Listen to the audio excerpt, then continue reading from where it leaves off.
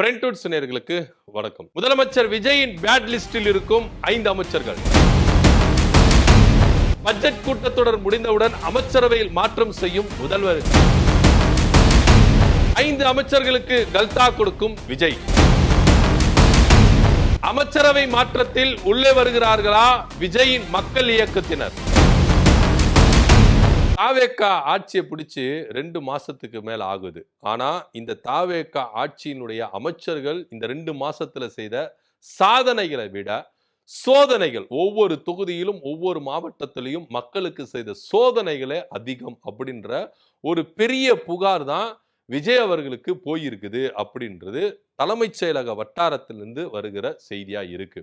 அமைச்சர்கள் இதுவரைக்கும் அவங்கவங்க துறைகளில் இந்த 2 மாசத்துல காட்டின ஈடுபாடு என்ன? அமைச்சர்கள் இந்த 2 மாசத்துல என்னென்ன வேலைகளை துரிதப்படுத்திருக்கிறாங்க? இந்த 2 மாசத்துல அமைச்சர்கள் என்னென்ன வேலைகளை இங்க சிறப்பா செய்திருக்கிறாங்க இப்படின்ற ஒரு ரிப்போர்ட்டை முதலமைச்சர் விஜய் அவர்கள் அமைச்சரவை வாரியாக என்ன பண்ணிருக்காரு, எடுத்திருக்கிறார். இதுல சில பல அமைச்சர்கள் ஒழுங்காக வேலை செய்யவே இல்லை. அதாவது நீங்க ஆட்சிக்கு வந்தோடனே புதுசா இருந்திருக்கலாம். 1 மாசம் நீங்க என்ன பண்ணிருக்கலாம், இந்த ஒவ்வொரு துறையிலும் போயிட்டு என்னென்ன இருந்திருக்குது அது இருந்திருக்குன்னு சொல்லிட்டு அதிகாரிகளை வைத்து ஐஏஎஸ் ஆபீசர்களை வைத்து கொண்டு என்ன பண்ணிருக்கலாம், நீங்க கத்துக்கொண்டிருக்கலாம். ஆனா இன்னமும் ஒரு சில துறைகள்ல அமைச்சர்கள் மெத்தன போக்குல தான் ஈடுபட்டு இருக்கிறாங்க.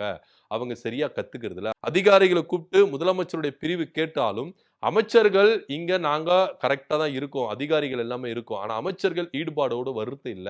அமைச்சர்கள் கேட்டையும் சில குறைபாடுகள் இருக்குது அப்படின்னு அதிகார தரப்பிலிருந்தும் இங்க தகவலை கொடுக்குறாங்க. இதனால கோபம் அடைந்த முதலமைச்சர் விஜய் அவர்கள் அமைச்சரவையில கூட்டத்தை கூட்டி அதிகாரிகளை எல்லாமே வெளியேற்றி கிட்டத்தட்ட எல்லா டோர்களையும் க்ளோஸ் பண்ணி எல்லா அதிகாரிகளும் கலப்பி விட்டுட்டு முதலமைச்சர் அமைச்சர் இவங்க மட்டும் தான் இருந்திருக்கிறாங்க. சரியான டோஸ் விட்டு இருக்கிறாரு முதலமைச்சர். ஒழுங்கா உங்களுடைய துறையை சீர் செய்ய முடிந்தா சீர் செய்யுங்க. இந்த ரீல்ஸ் போட்டு புகார்கள்ல சிக்கிறது, ஆட்சிக்கு கெட்ட பேர் வாங்குறது, முதலமைச்சருக்கு கெட்ட பேர் வாங்குற விஷயத்துல ஈடுபட்டா உடனே ஆக்ஷன் தான் அப்படின்னு கண்டிப்போட ஒரு 5 அமைச்சர்களை மட்டும் குறிவைத்து இதை பேசியிருக்கிறார் அப்படின்னு சொல்லணும். இப்போ ரொம்பவே பூதாகரமா வெடிச்சிருக்கிற விஷயம் 100 கோடி ரூபாய் நில மோசடி வழக்கு. பழனி கோயில் அடிவாரத்துல ஒரு பழனி கோயிலுடைய மடத்துடைய சேர்ந்த அந்த 1.4 ஏக்கர் சொத்து, அது பார்த்தீங்கன்னா 100 கோடி ரூபாய் சொத்து. இதை 2 கோடி ரூபாய்க்கு ரிஜிஸ்ட்ரேஷன் பண்ணியிருக்கிறாங்க. இந்த ரிஜிஸ்ட்ரேஷன் பண்ணதுல பல முறைகேடுகள் நடந்திருக்கு. அப்போ 2 கோடி ரூபாய் ரிஜிஸ்ட்ரேஷன் பண்ணியிருக்காங்க. மீதி 98 கோடி ரூபாய் யார் அக்கௌண்ட்டுக்கு போச்சு, யார் பாக்கெட்டுக்கு போச்சு, இதுதான் இந்த கேஸோடவே தீவிரமான விஷயமா இருக்கு. 100 கோடி ரூபாய் சொத்தை 2 கோடி ரூபாய்க்கு விற்கிறாங்கன்னா மீதி 98 கோடி எங்கே? அதுதான் இங்க பிரதானமா எல்லாருமே கேள்வி கேட்கிறாங்க. சாட்சி கையெழுத்து போட்டவங்களை நீங்க அரெஸ்ட் பண்றீங்க. ஆனா இத பத்திரப்பதிவு செய்த 2 பேரையும், முக்கிய குற்றவாளிகள் அவங்க 2 பேர் தான், அவங்கள இன்னும் தேடிக்கிட்டு இருக்காங்க. ஒண்ணு. இன்னொன்னு, ஜஸ்டின் மணிகண்டன் அவர் தான் ரெஜிஸ்ட்ரேஷன் பண்ணாரு அப்படின்னு சொல்லிட்டு தமிழ்நாடு அரசு வாதமா இருக்கு. ஆனா முன்ஜாமீன் கேட்டு ஜஸ்டின் மணிகண்டன் சொல்லும்போது என்ன சொல்றாரு, ஐயா நான் இந்த ரெஜிஸ்ட்ரேஷனை பண்ணவே கிடையாது, ஆக்சுவலா பண்ணது பாலசுந்தர், அவர் தான் பண்ணியிருக்கிறாரு, நான் பண்ணவே கிடையாது அப்படின்னு சொல்லிட்டு இங்க அவர் என்ன பண்றாரு, வாதத்தை முன்வைக்கிறார். ஸோ இங்க பல குளறுபடிகள் நடந்திருக்குங்க. திட்டமிட்டு ஒரு ரிஜிஸ்டரை சார் பார்வையாளர் என்ன பண்றாங்க, ரிசைன் அது தூக்குறாங்க, வேற இடத்துக்கு மாத்துறாங்க. இன்னொருத்தர் வரணும், அவங்க வரத்துக்குள்ள தான் இவரை இங்க போட்டுட்டு உடனே நடக்குது. ஸோ ரொம்ப ஸ்பீடா நடக்குது. இதுல சிபிஎம் கருத்து என்ன சொன்னா, 38 வருஷமா இந்த வழக்கு இருக்கு, இதை ஒரே நாள்ல முடிக்கிறதுக்கான காரணம் என்ன, ஏன் இவ்வளவு சீக்கிரம் நடந்திருக்கு? இந்த மாதிரி சந்தேக கேள்வியும் திரு மார்க்சிஸ்ட் கம்யூனிஸ்ட் கட்சியை சேர்ந்த பாலகிருஷ்ணன் அவர்கள் என்ன பண்றாரு, கருத்துக்களை முன்வைக்கிறார், கேள்வியை முன்வைக்கிறார். சோ துறை சார்ந்த அமைச்சர்களும் இங்க என்ன பண்றாங்க, இந்த விஷயத்தை குறித்து முரணுக்கு மாறா என்ன பண்றாங்க, பேசுறாங்க, அமைதி காக்குறாங்க. சோ இங்க யாருக்காக இங்க உதவி செய்யறாங்க? இதுல தாவேகா நிர்வாகியும் ஒருத்தரை என்ன பண்ணிருக்காங்க, அரெஸ்ட் பண்ணிருக்காங்க. சோ பல குளறுபடிகள் இங்க நடந்திருக்கு. இதுக்கு யார் முக்கிய காரணம், என்ன காரணம் அப்படின்றது ரொம்ப பேசும் பொருளா இருக்கு. உளவுத்துறை ரிப்போர்ட்டும் இந்த விவகாரத்தை எதிர்க்கட்சிகள் ரொம்ப தீவிரப்படுத்துறாங்க. இது பெரிய பூதாகரமா வெடிக்கிறதுக்கு வாய்ப்பு இருக்கு. இதுல அமைச்சர் ரமேஷ் அவர்கள் மேல பிளாக் மார்க் வரதுக்கான வாய்ப்புகள் இருக்கு அப்படின்னும் இங்க பேசப்படுது. சோ இதனால ரமேஷ் அவர்களுடைய பதவி இங்க பறிக்கப்படும் அப்படின்ற ஒரு விவாத பொருளாகவும் இங்க தாவேக்கா வட்டாரத்துல பேசும் பொருளா இருக்கு. அமைச்சர் ரமேஷ், அதே போல பர்வேஷ், அதே போல வந்து பார்த்தீங்கன்னா, கீர்த்தனா, ஜெகதீஸ்வரி போன்றவர்கள்லாம் பிளாக் லிஸ்ட்ல இருக்கிறாங்க. அதே போல வன்னியரசு அவர்களுக்கும் செக் வைக்கிறத இங்க நம்ம பார்க்கிறோம். சமீபமா எம்.சி. ராஜா சைதாப்பேட்டையில இருக்கிற சமூக நீதித்துறை அதனுடைய மாணவர் விடுதியில ஆய்வு மேற்கொண்டாரு விஜய் அவர்கள். அமைச்சருக்கே 10 நிமிஷத்துக்கு முன்னாடி தான் சொல்லப்பட்டது. ஸோ அதனால வந்து அமைச்சரே திக்குமுக்காடி தான் போயிருக்கிறாரு. ஸோ இங்க ஸ்டூடண்ட் பல குற்றச்சாட்டுகள் முன்வைத்திருக்கிறாங்க. எல்லா குற்றச்சாட்டுகளும் பொறுமையா கேட்ட விஜய் அவர்கள் அதிரடியான உத்தரவு பிறப்பிச்சிருக்காரு. இன்னும் உங்களுக்கு 20 நாள் தான். இந்த 20 நாளுக்குள்ள எல்லா பிரச்சனையும் தீர்த்துடணும். இல்லாட்டி அமைச்சர் பதவியிலிருந்து அதிரடியா நீக்கம் அப்படின்ற ஒரு விஷயம் இருக்கு. இது ஒரு வகையில விசிகாவுக்கு செக் வச்சிருக்காங்க.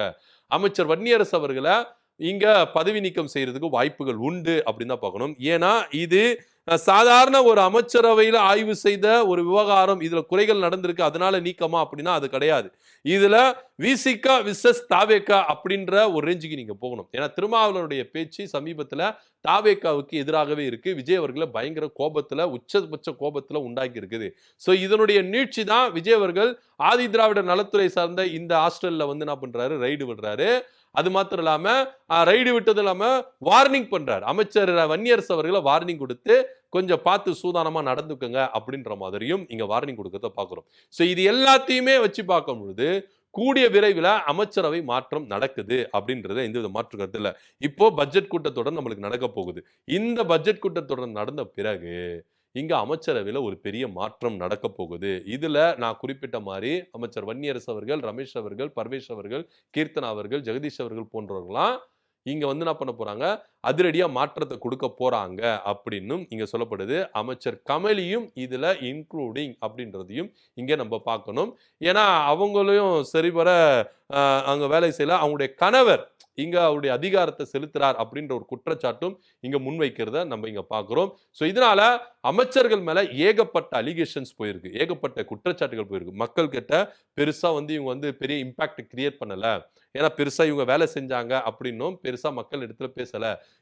இவங்களுடைய எண்ணம் எல்லாம் ரீல்ஸ் போடுறது, ஆய்வுன்ற பேர்ல அட்டூழியங்கள் பண்றது, அலப்பறைகள் பண்றது, இந்த மாதிரி ஒரு விவகாரங்கள்ல தான் இவங்க ஈடுபட்டிருக்காங்களே கண்டி இந்த 2 மாசத்துல துறை சார்ந்த வேலைகளை எந்த அளவுக்கு இவங்க துரிதப்படுத்தி இருக்கிறாங்க, இவங்க மெத்தன போக்குல தான் இருக்கிறாங்க அப்படின்றதையும் இங்க நம்ம பார்க்க வேண்டிய ஒரு விஷயமா இருக்கு. குறிப்பா வன்னியரசு அவர்களை டார்கெட் பண்றதுக்கான காரணம் திருமாவளவனுடைய பேச்சுகள் தான் காரணம் அப்படின்றத இங்க பார்க்கணும். ஏன்னா வெளியில இருந்து திருமாவளவன் அவர்கள் பேச்சு முரண்பாடா இருக்கு. ஆதரவு நிலைப்பாட்டில் இருந்து கொண்டு அமைச்சரவையில் இருந்து கொண்டு அரசுக்கு எதிரான ஒரு கருத்துகளையும் விமர்சனங்களையும் முன்வைத்துக் கொண்டிருக்கிறார். இது நல்ல ஆரோக்கியமான அரசியல் கிடையாது. இது நல்ல ஆரோக்கியமான ஆதரவும் கிடையாது அப்படின்ற ஒரு உச்சபட்ச கோபத்துல விஜய் அவர்கள் இருக்கிறதுனால தான் இங்க விசிகாவை இங்க வந்து நம்ம வந்து அலர்ட் பண்ணணும், வார்னிங் கொடுக்கணும் அப்படின்னா அமைச்சரவையில இங்க கைய வச்சா இங்க வந்து இவங்க அமைதியாயிருவாங்க அப்படின்ற ஒரு பேஸ்ல தான் இங்க அமைச்சர் திடீர்னு என்ன பண்றாரு, ஆய்வுகள் மேற்கொள்றாரு. அதுவும் எஸ்சி/எஸ்டியோட அந்த ஹாஸ்டலுக்கு போய் என்ன பண்றாரு, ரைடு விடுறாரு. அதுல மாணவருடைய குறைகளை பொறுமையா நின்னு கேட்கிறாரு. கேட்டு எல்லா குறைகளும் களையணும் அப்படின்றாரு. டைமும் கொடுக்கிறாரு. ஒரு செக் வச்சிருக்கிறார். வன்னியரசு அவர்களுக்கு செக் வச்சிருக்கிறார். சோ கூடிய விரைவில் நீங்க இதெல்லாம் சரி செய்யணும். சரி செய்யலனா இங்க அமைச்சர் பதவியை இழக்க நேரிடும் அப்படின்ற மாதிரியும் இங்க பேசப்பட வேண்டிய ஒரு விஷயமா இருக்குது. சோ இது போக தாவேகா அமைச்சர்களை உடனடியா இந்த பட்ஜெட் கூட்டத்தோட முடிஞ்ச மாற்றி விஜய் மக்கள் இயக்கத்துல இருந்த எம்எல்ஏக்களை அமைச்சராக்கணும் அப்படின்ற ஒரு கோரிக்கையும் இங்க முன் வச்சதுனால புசி ஆனந்த் அவர்கள் இதை ரொம்ப பயங்கரமா என்ன பண்றாரு, நகர்த்துறாரு. நீங்க 2 மாசம் இருந்ததெல்லாம் போதும், புதுசாக வழியை விடுங்க அப்படின்னு சொல்லிட்டு விஜய் மக்கள் இயக்கத்துல இருந்து ஆரம்பத்துல இருந்து உழைச்சாங்கல்ல, உண்மையா இருந்தாங்கல்ல, அவங்கள கொஞ்சம் ஹானர் பண்ணணும் அப்படின்றதுனால. ஏன்னா அவங்கள அதிருப்தியில இருக்கிறாங்களா, பல எம்எல்ஏக்கள் அதிருப்தியில இருக்கிறாங்க. ஏன்னா மாவட்ட செயலாளர் பதவி கொடுக்கறது இல்ல, அமைச்சர் பதவியும் கொடுக்கல. சோ இஷ்டத்துக்கு எங்களை வந்து இது மாதிரி வந்து ஓரம் கட்டுறீங்க அப்படின்னு சொல்லிட்டு பல அதிருப்தி எம்எல்ஏக்கள் இங்க எழும்புறதுனால அவங்களை இங்க திருப்திப்படுத்தணும் அப்படின்றதுனால ஒரு 5 எம்எல்ஏக்களை இங்க வந்து என்ன பண்ண போறாங்க, அப்படியே அலைக்கா நீக்கிட்டு விஜய் மக்கள் இயக்கத்துல இருந்து வந்தவங்களை இங்க அமைச்சராக்க போறாங்க. இந்த பட்ஜெட் கூட்டத்தொடர் முடிஞ்சிடும், இந்த அமைச்சரவை விரிவாக்கம் மாற்றம் நடக்கும் அப்படின்றதையும் இங்க பார்க்க வேண்டிய ஒரு விஷயமா இருக்கு. சோ கூடிய விரைவில் விஜய் அவர்கள் சாட்டை எடுத்துட்டாரு, சுழட்டி சுழட்டி அடிக்க போறாரு அப்படின்னு நம்பலாம். ஆனா அது கிடையாது. ஏன்னா அப்படி பண்ண மாட்டாரு. ஏன்னா இங்க அமைச்சர்கள் மேல ஏகப்பட்ட அலிகேஷன் வந்திருக்கு, குற்றச்சாட்டுகள் வந்திருக்கு. மக்களே வந்து என்ன பண்றாங்க, பல குற்றச்சாட்டுகள் வச்சிருக்காங்க. அதனாலதான் இந்த மாற்றம் அப்படின்றதையும் இங்க நம்ம பார்க்கணும். ஏன்னா இவங்களால ஆட்சிக்கும் கெட்ட பேரா இருக்கு. விஜயும் விமர்சனத்துக்கு உட்படுத்துகிறார் அப்படின்ற ஒரு பேச்சும் பொருளும் இங்க இருக்குது. இது அமைச்சர் அவர்கள் மாற்றம், அதே போல விஜய் மக்கள் இயக்கத்துல இருக்கவங்களுக்கு வாய்ப்பு, இதெல்லாம் எப்படி நடக்க போகுது அப்படின்றத பொறுத்து பார்க்கலாம். இத பத்தியோட கருத்து என்ன அப்படின்னு கீழ கமெண்ட் பண்ணுங்க. நன்றி, வணக்கம்.